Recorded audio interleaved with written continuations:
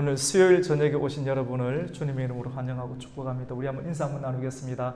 잘 오셨습니다. 말씀의 은혜 받으십시오.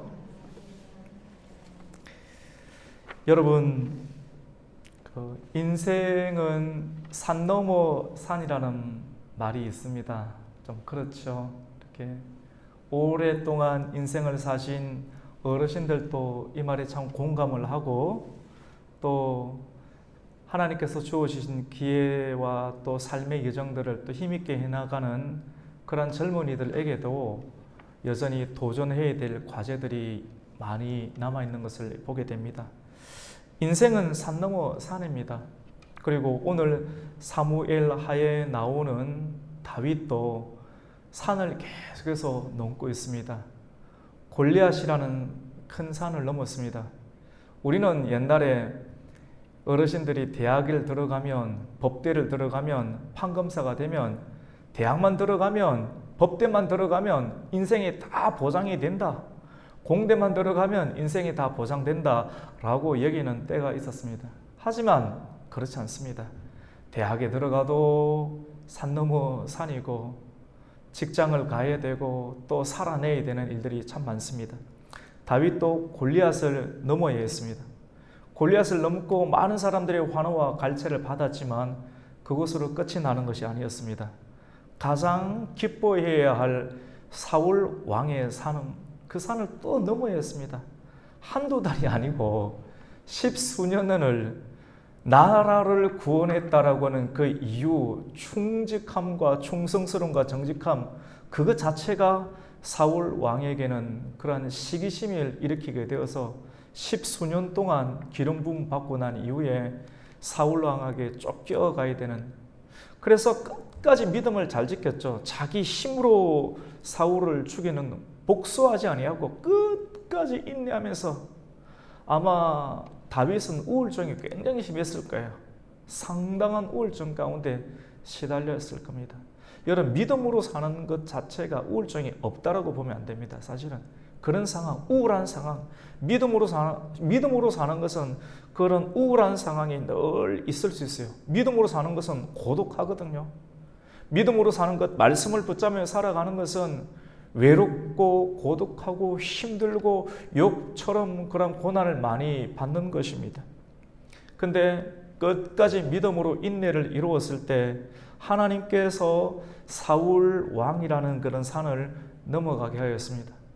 그 산을 넘고 나서 이제 마음을 한숨 딱 돌리는 순간, 이 자기 자신과의 산을 이기지 못해서 왕궁을 거닐다가 여성을 보고 그 여성을 이 손에 넣는 일들을 통해서 자기의 산, 정욕의 산을 넘지 못해서 그 다음부터 곤두박질을 치는 인생을 다윗은 살게 되었습니다.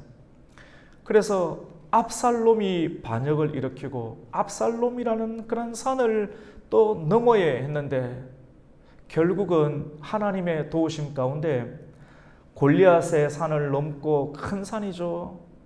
그 중간중간에 조그만 산들이 많습니다. 큰 산만 하면 골리앗의 산을 넘고, 두 번째로는 사울의 산을 넘었고, 세 번째로는 그 중간에도 자기 아들, 자녀들끼리 입에 담기 힘든 그런 일들이 많았지 않습니까? 근데 그거 다 내려놓고 큰 산, 골리앗, 사울, 이제 압살롬의 산을, 압살롬이 반역한 거 아닙니까? 아버지 죽이고 자기가 왕으로 기름 부음을 받고 스스로 이스라엘 백성들의 장로들을 다 손아귀에 넣고, 한번 머리를 휘두르면 그 금발머리에 많은 사람들이 넘어가게 되는 것이죠. 다윗이 정치를 잘했고 오랫동안 잘했지만도 상대적으로 밀려났던 사람들의 마음을 싹 사로잡아서 반역을 꿈꾸었던 이 압살롬은 악인이었습니다. 하나님을 넘었었고, 넘지 말아야 될 선을 넘었었고, 아버지의 넘지 못할 그 선을 넘었었죠. 아버지의 첩을 백주 대낮에 강간하게 되고, 이게 얼마나 입에 담기 힘들고 어려운 일입니까? 이런 일을 행했던 그 압살롬은 결국은 자기 머리털이 상수리 나무에 걸려서 요압이라는 사람에 의해서 심장이 창으로 콕콕 찌르면서 마지막 비운의 인생을 맞게 되었습니다. 악인은 결국은 망하게 되어 있습니다. 큰 산을 넘었죠. 골리앗의 산과 사울의 산과 압살롬의 산을 넘었습니다. 전쟁에서 승리를 했습니다. 소규모 군대였던 마하나임의 군대, 다윗과 생사고락을 함께하였던 마하나임의 그 군대가 이스라엘의 압살롬이 이끄는 이스라엘의 군대를 이기게 되었습니다. 큰 승리를 거두었지만도 다윗은 기쁘지 아니하였습니다. 이제 다윗은 잃어버렸던 왕국을 다시 찾을 수 있는 회복과 안정기 가운데 들어가게 됩니다. 그러나 대조적인 반응이 일어납니다. 여러분 생각해 보세요. 나라를 다시 찾았습니다. 정권을 다시 회복하게 되었는데 다윗은 기쁘지 아니합니다. 큰 슬픔 가운데 빠져들게 됩니다. 이게 인생이 아닐까요? 아버지로서 그리고 국가의 왕으로서는 다시 정권을 되찾게 되고 나라가 안정 가운데 들어갔기 때문에 큰 기쁨이 있고 웃음이 넘쳐야 되지만도 아들 압살롬을 잃었던 이 다윗은 마음에 슬픔이 가득합니다. 승리의 그날이 슬픔이 온 백성들의 그 얼굴 가운데 미쳐들게 됩니다. 3절 말씀 가운데 보면 그날에 백성들의 싸움에서 이겼지만도 쫓기어서 싸움에 이겼으면 당당하게 개선장구처럼 기쁨과 휘파람을 불면서 사람들의 환호성을 받으면서 꽃가루를 휘날리면서 팡파레를 날리면서 그렇게 힘있게 의시되면서 돌아와도 되는 날인데 그렇게 하지 못해요. 왜 그렇습니까? 다윗의 눈치를 보는 거예요. 다윗이 모호합니다. 왕이 모호한 일들을 했기 때문에 그 죄값을 받고 있기 때문에 모호한 슬픔이 있기 때문에 전쟁에 다윗을 위해서 생명을 걸고 목숨을 걸고 전쟁에 나갔던 백성들이 웃음을 띠지 못하고 오히려 눈치를 보면서 마치 부끄러워서 도망하듯이 성으로 들어오는 것을 보게 됩니다. 오늘 3절 말씀 보면 싸움에 쫓겨 부끄러워 도망한 같이 성으로 돌아왔다라고 합니다. 우리 오늘 3절 말씀을 함께 읽겠습니다. 우리 2절과 3절을 한번 읽겠습니다. 시작. 왕이 그 아들을 위하여 슬퍼한다 함이 그날의 백성들에게 들리매 그날의 승리가 모든 백성에게 슬픔이 된지라 그날의 백성들이 싸움에 쫓겨 부끄러워 도망한 같이 가만히 성읍으로 들어가니라. 절겨 기뻐하지 못하고 가만히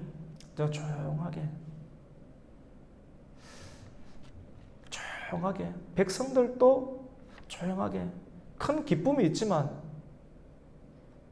여러분 그렇지 않습니까?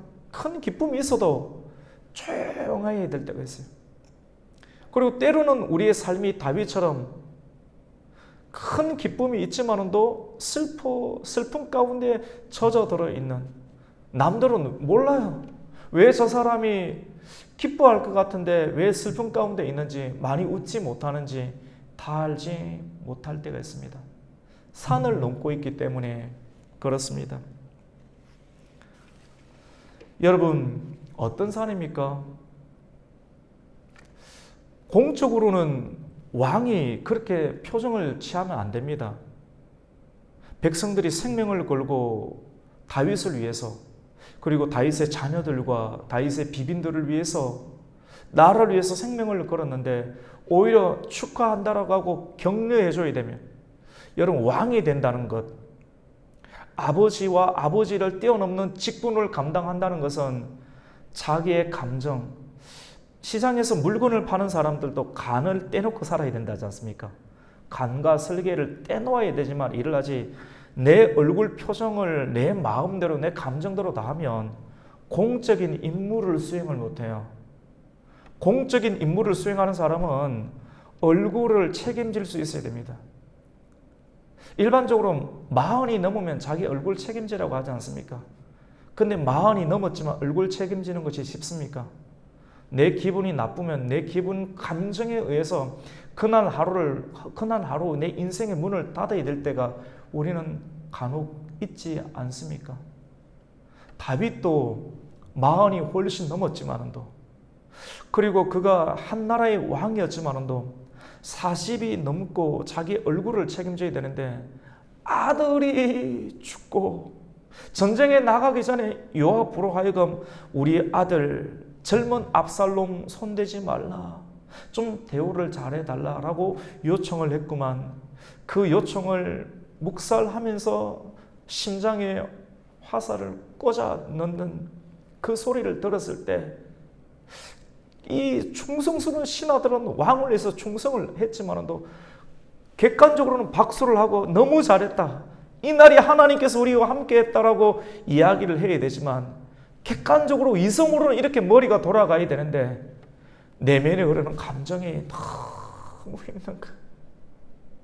그래서 얼굴을 뚫고 기쁨으로 해야 되는데 세상 말로 말하면 포카페이스가 안 되는 거예요.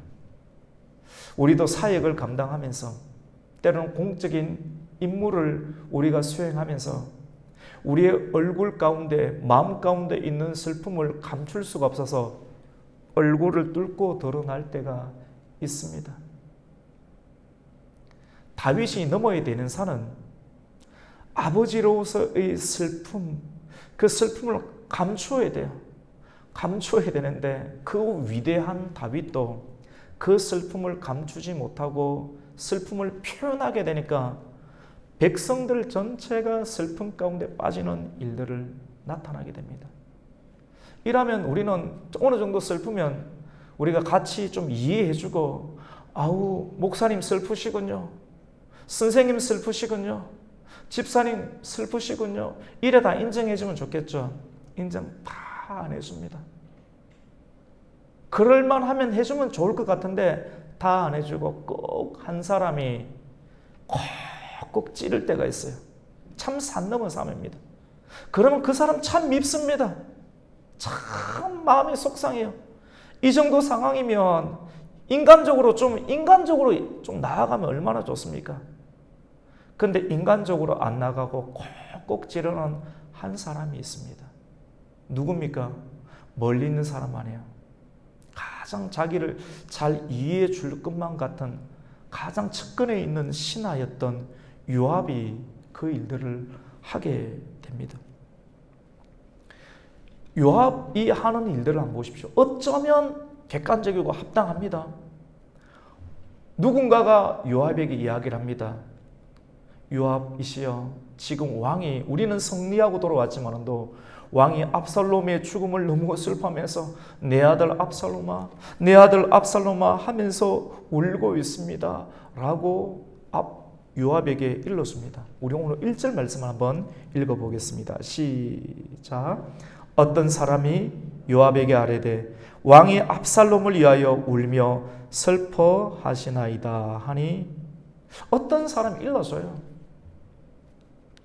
이 정치적인 라인을 줄을 잘 써야 되죠. 맞죠?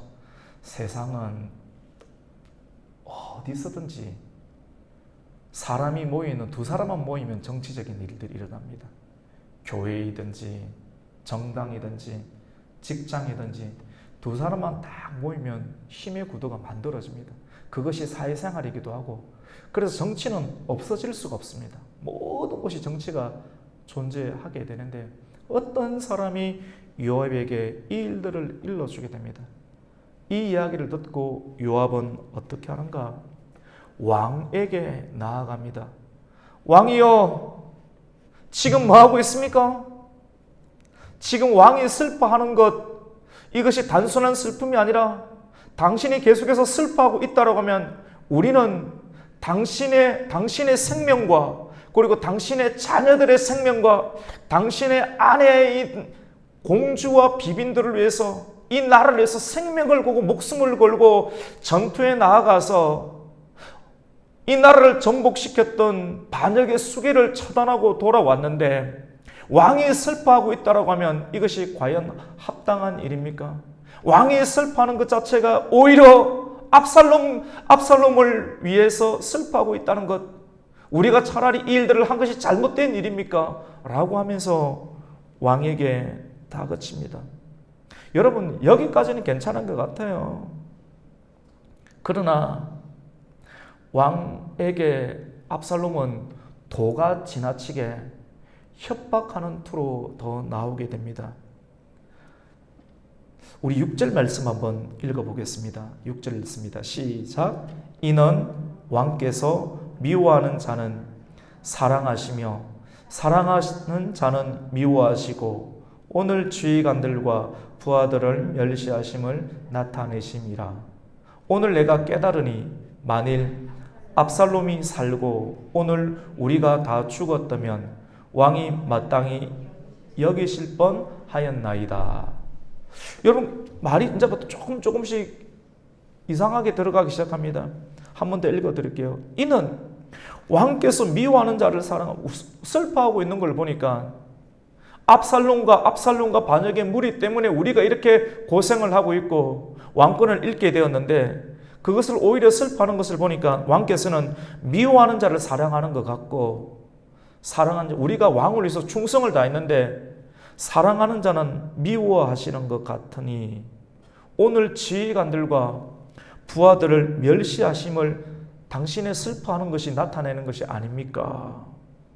오늘 내가 깨달으니 만일 압살롬이 살고 전쟁 가운데서 압살롬이 우리를 이기고 살고 오늘 우리가 죽었더라면 차라리 왕이 그것을 더 기뻐하는 것처럼 보입니다. 라고 말합니다.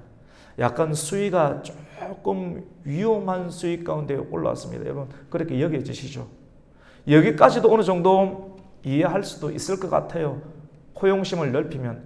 그런데 그 다음 내용이 굉장히 도가 지나치게 됩니다. 7절에 보시면 왕이시여 이제 그만 우시고 슬픔을 멈추시고 일어나서 나가서 왕의 부하들의 마음을 위로하여 말씀하여 주십시오. 만약에 당신이 그렇게 하지 아니하면 내가 맹세하건대 오늘 이방 가운데 당신 주변에 한 사람도 남지 아니하고 온 성도들 다 데리고 반역을 일으켜서 이 교회에 다 나갈 겁니다.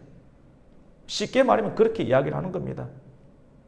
교회로 한다고 하면 요압 장로가 다윗에게 그에서 온 성도들 다 끌고 나갈 거니까 정신 차리고 내 말 듣고 백성들에게 위로하십시오 라고 이야기를 합니다. 우리 7절 말씀 한번 읽겠습니다. 시작. 이제 곧 일어나 나가 왕의 부하들의 마음을 위로하여 말씀하옵소서. 내가 여호와를 두고 맹세하옵나니 왕이 만일 나가지 아니하시면 오늘 밤에 한 사람도 왕과 함께 머물지 아니할지라. 그리하면 그 화가 왕이 젊었을 때부터 지금까지 당하신 모든 화보다 더욱 심하리이다. 완전 협박 아닙니까? 내가 한 사람도 안 빠지고 다 데리고 갈 거니까 나한테 그 정도 힘이 있으니까, 왜냐면 군대 장관이니까 내 말 듣고 나아가서 백성들 위로하세요. 내 말 안 들으면 당신 국물도 없습니다.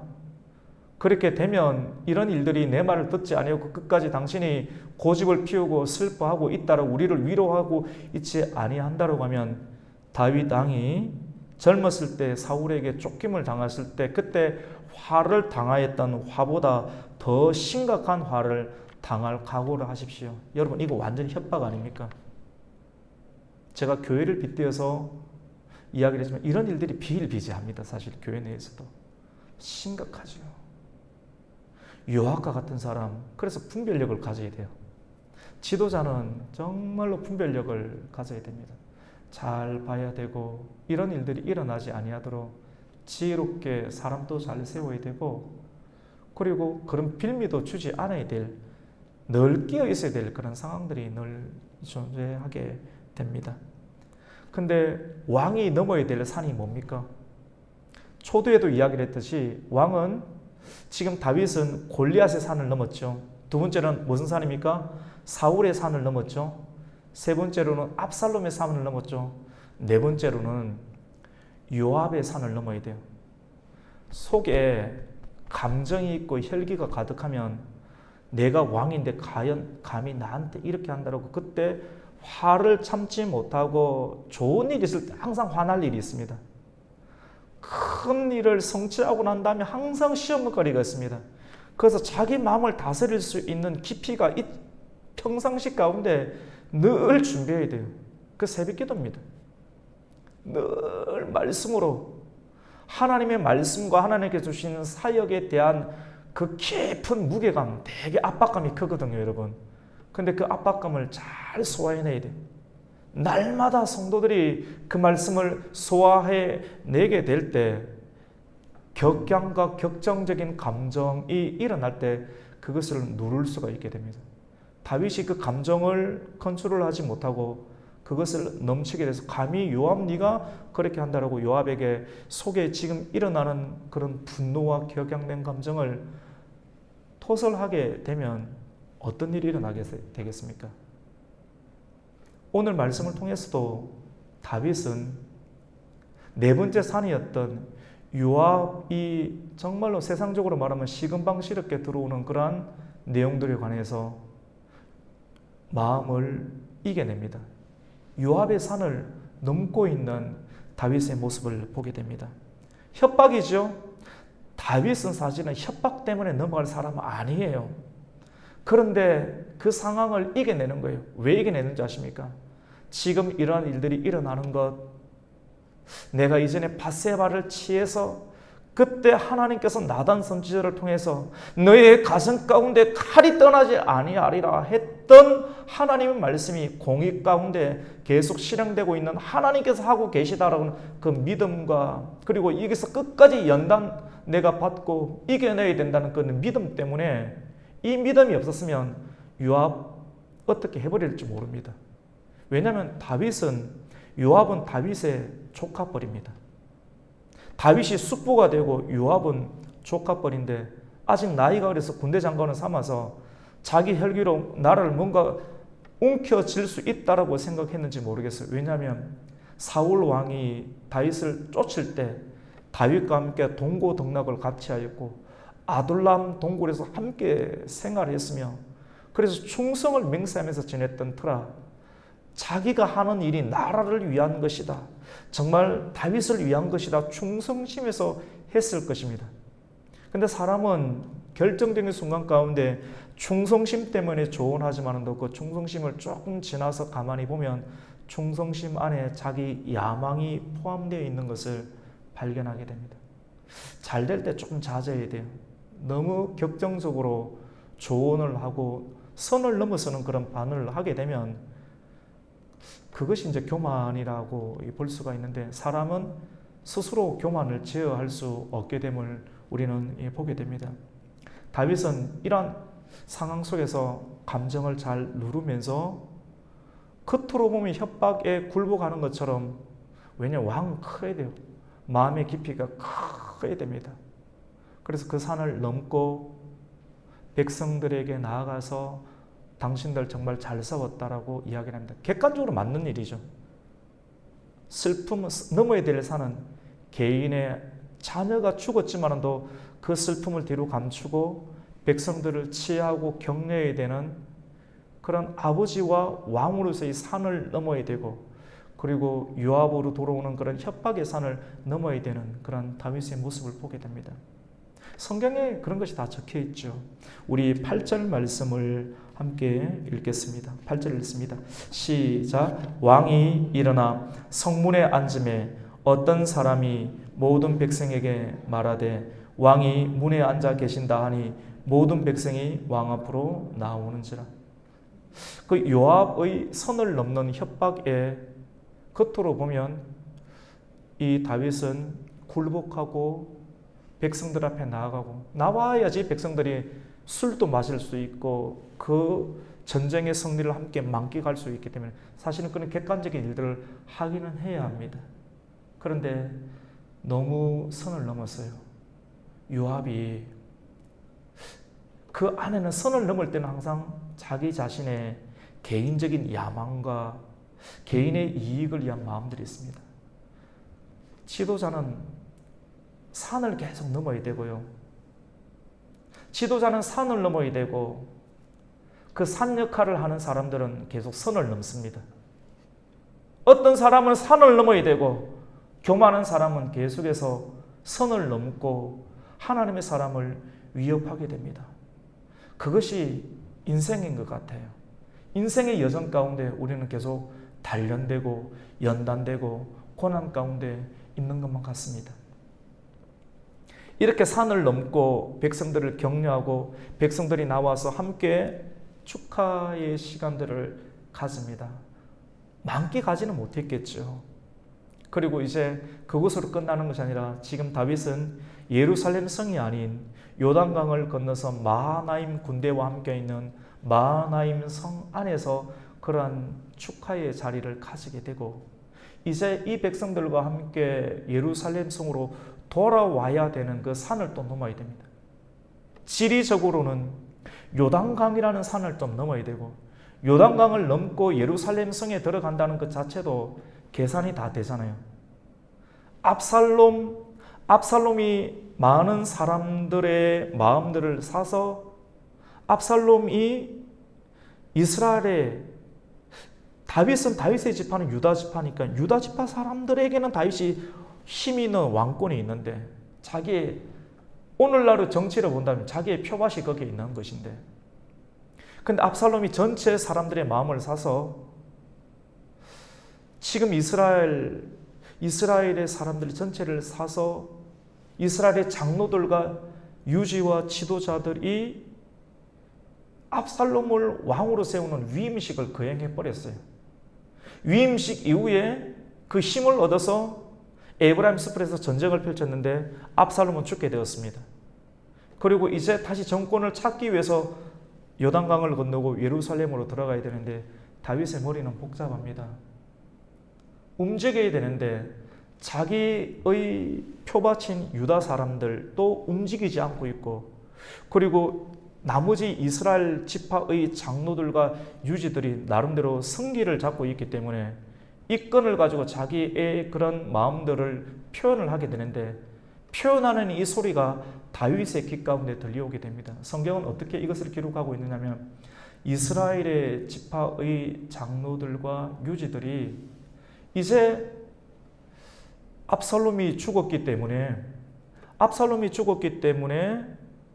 이제 이전에 우리가 세웠던 왕, 우리가 모셨던 왕을 다시 세워야 되지 않겠는가 라고 하는 소리가 들립니다. 여러분 이 소리는 어떻게 보면 그래도 다행인 것처럼 보이지만도 다윗처럼 정직하고 마음이 완벽했던 그 사람에게는 충성스럽게 자기를 원하는 상황이 아니에요. 그런데도 이 백성들을 끌어안고 이 사람들과 함께 나라를 이끌어갈 수 있는 넓은 마음을 가지고 이들을 품어야 되는데 여러분이 다윗 같으면 이런 복잡한 상황을 있으면서 웃음을 띨 수 있고 함께 밥을 먹을 수 있으면 아우 그렇습니까? 라고 이런 좋은 대화와 웃음을 가지고 상황들을 쳐낼 수 있습니까? 이 만만한 일이 아니에요. 그냥 깨끗하게 그냥 기도원에서 생활하는 것처럼 살았으면 좋겠지만 참 복잡합니다. 이걸 못 견디니까 속에서 우라통이 나오기도 하고 우울증이 걸리기도 하고 사역을 내려놓는 일들도 많이 일어나게 되는 것을 보게 됩니다. 우리가 생각하는 것보다 참 복잡합니다. 다윗은 이 산을 또 넘어야 돼요. 오늘 말씀을 한번 볼까요? 우리 9절 말씀을 함께 읽겠습니다. 9절과 10절을 읽습니다. 시작. 이스라엘 모든 지파 백성들이 변론하여 이르되 왕이 우리를 원수의 손에서 구원하여 내셨고 또 우리를 블레셋 사람들의 손에서 구원하였으나 이제 압살롬을 피하여 그 땅에서 나가셨고 우리가 기름을 부어 우리를 다스리게 한 압살롬은 싸움에서 죽었거늘 이제 너희가 어찌하여 왕을 도로 모셔올 일에 잠잠하고 있느냐 하니라. 너무 완벽적인 사람의 경향은 이런 일들을 감당해낼 수가 없습니다. 물이 너무 맑으면 고기가 못 산다는 말이 있죠. 또 하나님의 말씀은 깨끗하라고 하는데 맑게 해야 되는데 맑으니까 교회 성도들도 없어요. 사람들도 잘 없어요. 어중간하게 지저분하고 좀 흙탕물이 있어야지 미나리도 자라고 고기도 많이 자라고 중태기도 자라는데 너무 깨끗하니까 빙어밖에 없어요. 우리 어떻게 해야 되는 겁니까? 참 하나님 말씀대로 살아가는 것, 이거는 도화지에다가 글을 적는 것만큼 그렇게 쉬운 것은 아닌 것 같습니다. 고난을 많이 겪고 실수 속에서 연단을 받았던 다윗은 이전보다도 좀 깊이가 있는 것 같아요. 그 깊이를 오늘 성경은 약간 정치적인 형태로 지혜로 드러나는 모습들을 성경 가운데 싣고서 드러내고 있습니다. 다윗은 이러한 장면들을 통해서 이러한 내용들을 잘 사용을 해서 지금 이스라엘의 지파의 장로들도 나를 받아들이는데 이 상황을 잘 받아요. 여러분도 오늘 그냥 그대로 말씀 받아보세요. 그렇게 적용하세요. 이 상황을 잘 받아서 자기의 순수한 편이었던 유다 지파들, 그리고 유다 지파와 함께하였던 제사장 사독과 아비아달이 예루살렘 성 안에 있지 않습니까? 제사장 사독과 아비아달에게 은지를 넣습니다. 넣어서 지금 은근히 경쟁을 붙이는 거예요. 지금 이스라엘의 전체의 지파 사람도 나를 왕으로 다시 추대하려고 하는 준비를 하고 있는데, 아니 우리 편 사람, 우리 표가 돼서 지금 이렇게 가만히 있어야 되겠는가? 장로들에게 은지를 넣어서 빨리 나를 황궁할 수 있도록 이쪽으로 사람을 넣고 여러 가지 보디가드나 이런 걸 배치해서 길을 열 수 있도록 그 분위기를 만들어라 라고 은지를 첫 번째로 놓고, 두 번째 은지는 압살롬이 군대 장관으로 세우게 되었던 아마샤라고 하는 그런 군대 장관이 있습니다. 이스라엘 편에 굉장히 긴장이 될 겁니다. 다윗이 들어오게 되면 다윗과 척을 지면서 있었던 수많은 장관들과 사람들과 유지들이 있을 텐데 이 사람들을 어떻게 척결할 것인가? 그대로 공의대로 척결을 해버리면 어떻게 되겠습니까? 또 전쟁이 일어나게 되는데, 이러한 전쟁을 다윗은 또 하나의 산을 넘으면서 침을 삼키면서 대표적으로 한 사람 아마샤, 적의 편에 서 있었던 아마샤 군대 장관을 예로 들면서 이 사람에게 사독과 아비아달을 통해서 은지를 넣어서 다윗이 너를 해치지 아니하고 요압과 더불어 요압을 이어가는 군대 장관으로 삼겠다라고 맹세하게 합니다. 만약에 이 일들을 하지 않으면 내가 하나님 앞에서 사람이 아니다라고 굳은 맹세로 그 사람을 용서해주는, 관용해주고 포용해주는 형태로 정치적인 기술을 펼치게 됩니다. 이것은 굉장히 의미가 큽니다. 아마샤 한 사람, 군대 장관 한 사람을 이렇게 한다는 것은 최고의 그런 적장인데, 적장을 품는다는 것은 이 편에 서 있었던 수많은 사람들도 해치지 않고 그대로 놔둘 수 있다라고 하는 객관적인 메시지였기 때문에 다윗은 이러한 포용 정책의 또 하나의 산을, 산 넘어 산, 다윗이 넘어야 될 그 산, 이 산을 넘게 됩니다. 왜 이렇게 했을까요? 다윗이 이러한 고도의 정치적인 수를 쓰는 것은, 여러분 이것이 다 나쁘다 좋다라고 말할 수 없어요. 우리 인생 예정 가운데 이런 일들을 해야 될 때도 있음을 성경은 드러내고, 또 이런 일들을 하게 될 때 나타나는 그런 어려움들도 끊임없이 성경은 기록을 하고 있습니다. 왜 그랬습니까? 요압 때문에 그렇습니다. 요압이 선을 넘었어요. 큰 인식을 하게 돼요. 이 사람 이대로 놔두면 큰일 나겠다고. 나라와 교회가 깨어질 것 같으니까 다윗도 책임감 있게 일들을 처리하기 위해서 정치적인 일들을 펴게 되는데, 요압을 견제할 수 있는 중요한 세력인 아마샤를 세우게 됩니다. 그런데 이것도 무리수죠. 우리 오늘 말씀을 한번 읽겠습니다. 우리 11절부터 12절까지 쭉 한번 읽겠습니다. 시작. 다윗이 사독과 아비아달 두 제사장에게 소식을 전하여 이르되, 너희는 유다 장로들에게 말하여 이러기를, 왕의 말씀이 온 이스라엘이 왕을 왕궁으로 도로 모셔오자 하는 말이 왕께 들렸거늘 너희는 어찌하여 왕을 궁으로 모시는 일에 나중이 되느냐? 이해되시죠? 맞죠? 그러니까 다른 저쪽에 있는 사람들도 나를 이렇게 좋게 여기는데, 사실 좋게 그렇게 적절하게 여기는데 이걸 받아들이면서 잘 이용을 하는 겁니다. 그러면서 너희들이 지금 이렇게 가만히 있으면 안 되지 않느냐라고 이렇게 부추기게 되겠죠. 그러면서 우리 12절 말씀 같이 읽습니다. 시작. 너희는 내 형제요 내 권력이거늘 너희는 어찌하여 왕을 도로 모셔오는 일에 나중에 되리요 하셨다 하고 13절입니다. 너희는 또 아마샤에게 이르기를 너는 내 권력이 아니냐 네가 요압을 이어서 항상 내 앞에서 지휘관이 되지 아니하면 하나님이 내게 벌 위에 벌을 내리시기를 바라노라 하셨다 하라 하여. 이 뭡니까? 요압을 제거하고 요압 자리에 누구 앉히겠다는 겁니까? 아마샤. 여러분 산을 넘어야 되는데 확실하게 보여도 감정을 잘 처리해야 됩니다. 지도자는. 이게 엄청 이게 속이 깊고 지혜로워야 돼요. 속이 너무너무 깊어야 되고 아주 지혜로워야 돼요. 감정대로 처리했다가는 문제가 또 터지게 되는데 분별해야 될 것은 뭐냐면 이럴만 합니다.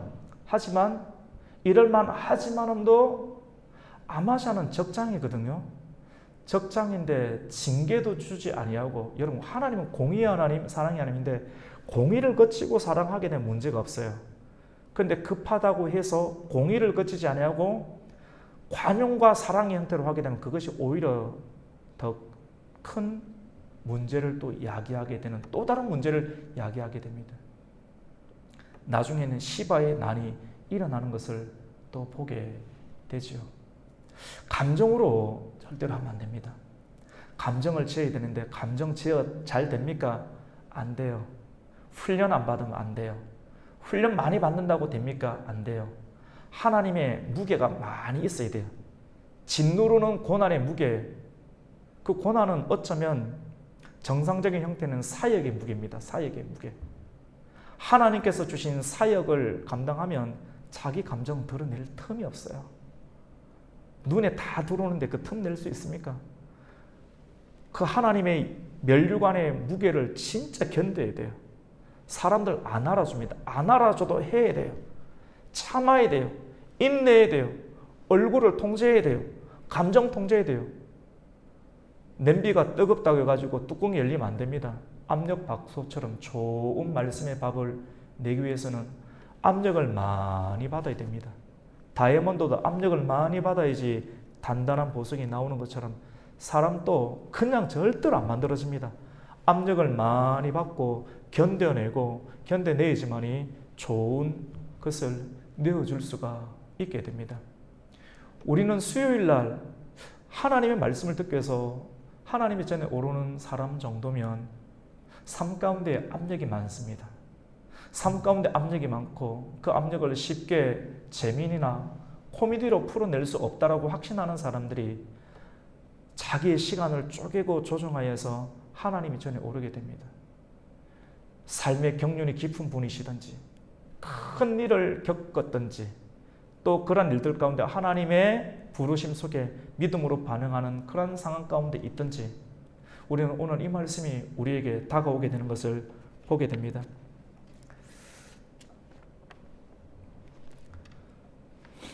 여러분, 오늘 우리는 이 말씀을 통해서 다윗이 넘어야 될 산, 여러분이 다윗이라 생각하세요. 골리앗도 넘어야 되고 사울도 넘어야 되고 그리고 모든 것이 해결됐다 싶을 때 자기의 너무 평안할 때 그때 조심해야 됩니다. 계속 도망다니는 게 지혜로워요. 자꾸 엎드리는 게 지혜롭습니다.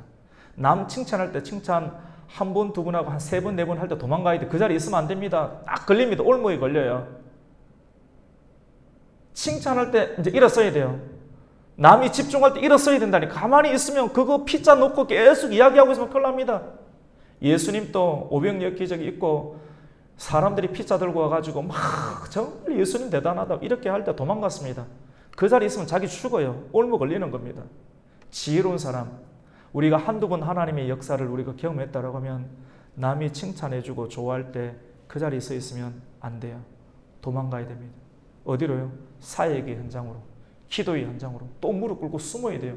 내가 한 일은 아니다. 주님께서 하셨다 하면서 숨어야 됩니다.